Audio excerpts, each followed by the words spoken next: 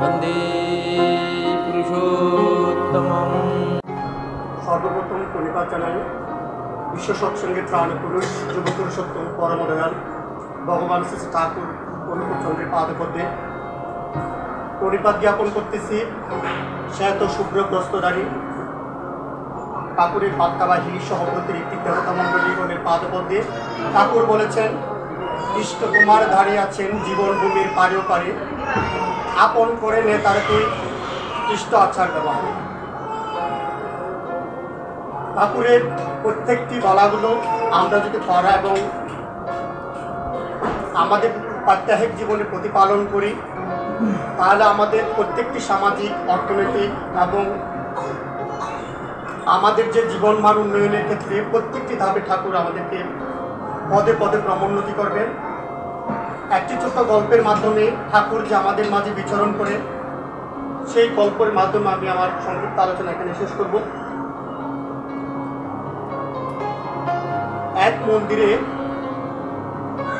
একটি নারায়ণ মন্দির ছিলেন একটি জায়গায়।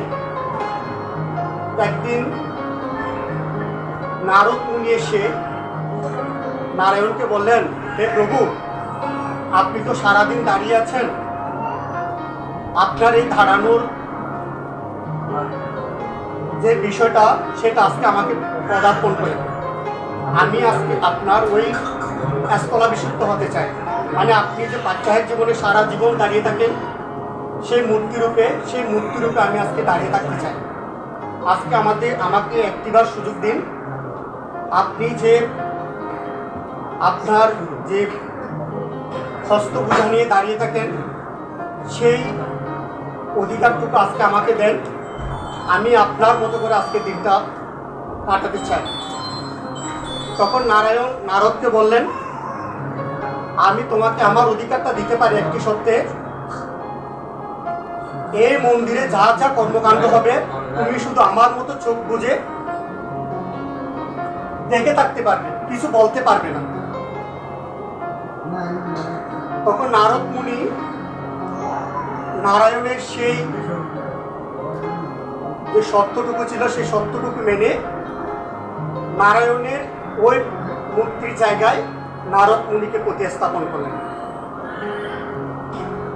মানে নারায়ণের মূর্তিরূপে অবস্থান করতেছেন। ঠিক সেই সময় একজন উচ্চবিত্ত চাকরিজীবী মন্দিরে এসে প্রণাম করলেন এবং প্রণামী বক্সি কিছু প্রণামী দিয়ে চলে যাওয়ার সময় তার মানি ব্যাগটা রেখে গেলেন। ঠিক যথারীতি তিনি গাড়ি চালিয়ে অফিসে চলে যান। এরপরে একজন লোক আসলো, সে দিন মজুরি মাঝে মধ্যে চুরি করে খায়। তখন সেই প্রণাম করার সাথে সাথে তখন দেখতে পেল একটি মানি ব্যাগটি খুলে দেখতে পেল অনেকগুলো টাকা। সেই টাকাগুলো নিয়ে সে বাড়ি চলে গেল এবং বাজার সদাই করে তিনি চলে গেল। এরপরে আরেকজন ব্যক্তি আসলো, তিনি হচ্ছে জেলে, তিনি সমুদ্রে যাবেন 1 মাসের জন্য, মাছ ধরার জন্য। যেই অমনি ছেলেটি নমস্কার করে প্রণাম করে উঠে যাবে, তখনই দেখতে পেল একদম পুলিশ এসে তাকে ঘেরাও করে ফেলছে। পেছনে ছিল ওই যে মানি ব্যাগ ফেলে গেছে তিনি বলেছেন, এই সেই ব্যক্তি যিনি আমার পরে এসেছেন এবং আমার মনে হয় এই মানি ব্যাগটি তিনি নিয়েছেন, আপনি একে অ্যারেস্ট করুন। তখন পুলিশ বিশ্বাস করলো ওই ভদ্রলোকের কথা। তখন তাকে নিয়ে গেল জেল হাজতে নিয়ে যাওয়ার সময় ওই মূর্তিতে মানে কি হলো বলে চিৎলাই দিতেছে। ওই নারদটা বলেছে, আপনারা ভুল করতেছেন, ইনি হচ্ছে প্রকৃত দোষী না। যিনি প্রকৃত দোষী তিনি মানিব্যাগ নিয়ে বাড়ি চলে গেছেন এবং তিনি অলরেডি টাকাগুলো খরচ করে ফেলেছেন, আপনি ওনাকে ছেড়ে দেবেন। এখন যেহেতু মূর্তি বের করে যখন এরকম একটি প্রমাণ সহকারে বললো, তখন তাকে ছেড়ে দেওয়া হলো। এখন যে যার মতো করে চলে গেল। ওই জেল হাজতে যাকে রাখার কথা সেই চোরটাকে জেল হাজতে নিয়ে গেল, আর মানিব্যাগটা তাকে দিয়ে দিল। আর যিনি জেলে যাওয়ার চুরি করছে তাকে জেলে নিয়ে গেল। এখন সন্ধ্যার পরে যখন স্বয়ং নারায়ণ এসে যখন আবার নারদকে জিজ্ঞেস করলো আজকের দিনে তুমি কি কি দেখেছো, তখন নারদ বলল যে প্রভু আমি এই এই বিষয়গুলো দেখেছি, যে একজন চুরি করে নিয়ে গেছে, মধ্যে পথে একজন ছেলেকে জেলখানে নিয়ে যাওয়ার জন্য চেয়েছিল, আমি সেটা প্রতিবাদ করে স্বয়ং দোষীকে আমি জেল হাজতে পাঠিয়ে দিয়েছি। এখন নারায়ণ বলছে এটা তুমি কি করলে, যে তুমি আমার সৃষ্টিকে তুমি বাধাগ্রস্ত করেছো। হয়তো প্রভু কিরকম, হয়তো যিনি মানিব্যাগ ফেলে গিয়েছিল তার টাকার কোনো অভাব ছিল না, সে অল্প কিছু টাকা আজকে যদি তিনি হারিয়েও যেতেন তার অর্থনৈতিক অবস্থা তেমন খারাপ হতো না।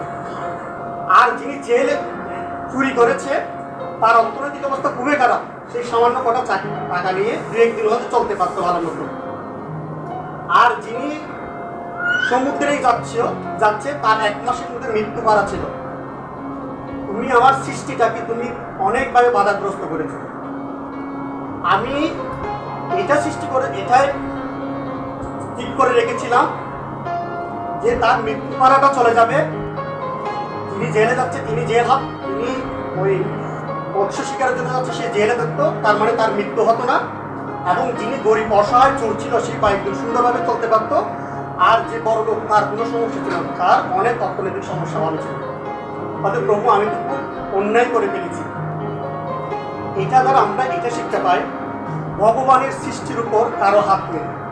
আমরা হয়তো অল্পতেই ভেঙে পড়ি, অল্পতে হতাশ হয়ে যায়, ভগবান আমাকে এটা দেয় নাই ওটা দেয় নাই, ভগবান আমাকে নিরাশ করেছেন।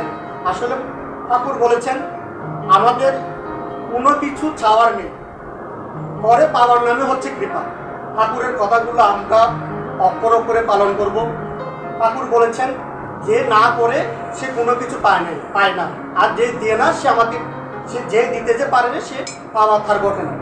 তো ঠাকুরের এই যে বিষয়গুলো একটি গল্পের মাধ্যমে এটাই বোঝা যায় যে সৃষ্টির যে রহস্য খেলা, যে সৃষ্টির ঠাকুরের যে লীলা খেলা, সেই লীলা খেলার উপর আমাদের কোনো হাত নেই।